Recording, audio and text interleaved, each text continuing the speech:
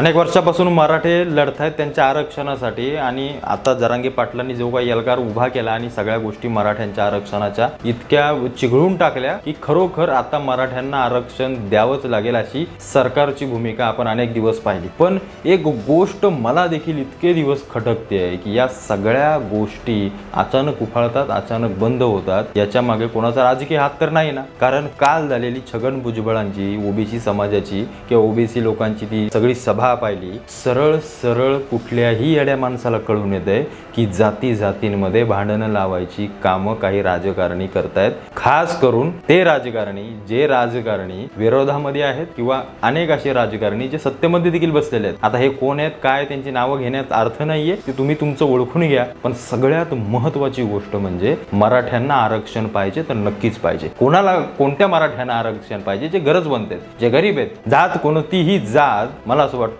पैसा घेऊन येत नाही। मराठे आहेत म्हणून ते श्रीमंत आहेत सगळे, त्यांना काही आरक्षणाची गरज नाही असा भाग नसतो। ओबीसी आहेत म्हणजे त्यातला प्रत्येक जणच गरीब आहे असं देखील नाही। प्रत्येकाला आर्थिक स्वातंत्र्य आहे, प्रत्येकाची आर्थिक स्थिती खालीवर असू शकते। मग आपल्याला आरक्षण नक्की समाजामध्ये कोणाला द्यायचं, तर मग तो कुठल्याही जाती धर्माचा असो ज्याला खरोखर त्या आरक्षणाची गरज आहे। पण सगळ्यात महत्त्वाची गोष्ट मराठा आणि ओबीसी समाजामध्ये ही सगळी भांडणं लावायचं काम किंवा राजकारण, आपल्या राजकारणाची पोळी भाजण्याचं काम सध्या चालू आहे। कारण छगन भुजबळ इतक्या उघडपणे या सगळ्या गोष्टी सभेमध्ये बोलतात, हे काही साधी गोष्ट नाही। हे दोन समाजांमधली माथे भडकवण्याचं काम आहे। म्हणून मी तुम्हाला जाणून बुजून ही व्हिडिओ बनवून तुम्हाला सांगायचं आहे की मित्रांनो, जात ही तुमचं पोट भरत नाही, जात ही तुमचं पोट भरत नाही, कुठला राजकारणी तुमचं घर चालवत नाही। त्याच्यामुळे एक लक्षात घ्या, तुम्ही ओबीसी आहात, तुम्ही मराठा आहात, तुम्ही साळी माळी कुंभार चांभार कोणीही असाल, आपण सगळे एक आहोत। त्या पानिपताच्या युद्धामध्ये जेवढे मराठे मेले ते काय जात बघून गेले नव्हते, ते मराठा धर्म पाहून गेले होते। मराठा हा धर्म आहे, याला जातीचं लेबल कुणी लावू नका। आपण सगळे हिंद भूमीचे हिंदू लोक आहोत आणि या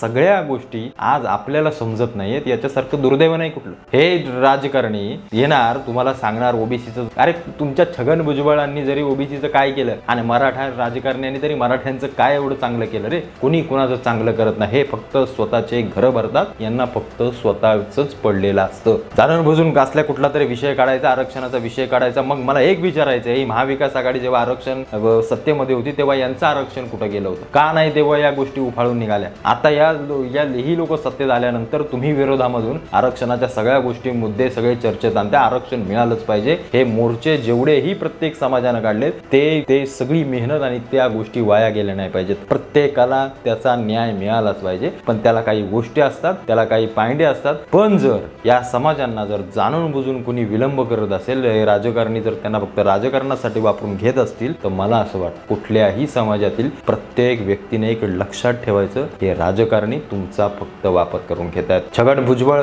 तुमचं काही करू शकत नाहीत, शरद पवार मराठ्यांचं काय करू शकत, एकनाथ शिंदे कित्येक जरी आले ना तरी कुठलाही राजकारणी स्वतःच्या समाजाविषयी 100% आपले देऊ शकत नाही। सत्य आहे। इतक्या वर्षाच्या लोकशाहीमध्ये आपण पाहिलं, कुणी कोणाचं कल्याण केलंय? कोणी? तूच आहेस तुझ्या जीवनाचा शिल्पकार। तुला तुझं जीवन घडवायचंय, तुला तुझ्या हाताने तुझं घर चालवायचंय, तुला तुझा संसार स्वतः तुला हाकायचा, एवढं लक्षात ठेव। या राजकारण्यांच्या नादाला लागू नका। हे फक्त आणि फक्त यांनी हेच काम केलंय, या समाजांमध्ये तेढ निर्माण केलं। तुम्ही आणि आम्ही रोज भेटणार आहोत, ही लोक एक दिवस येतील, भाषण देतील, भांडण लावतील आणि निघून जातील। पण तुम्हा आम्हाला सर्वांना एक म्हणून राहायचंय। त्यामुळे येत्या निवडणुकीमध्ये या असले धंदे करणारी ही सगळी लोक पुन्हा राजकारणात दिसता कामा नयेत। आणि जर तुम्ही पुन्हा यांना निवडून देत असाल तर तुमच्या सारखे मला असं वाटतं समाजातले झोपलेली माणसं कुठंच पाहायला मिळणार नाहीत। त्यामुळे विचार करा आणि समाजांमध्ये भांडणं लावणाऱ्या असल्या राजकारण्यांना एकदा तरी धडा शिकवा, तरच ही लोकशाही टिकून राहील। नाहीतर ही लोकशाही फक्त नावापुरती उरेल, एवढं मात्र नक्की।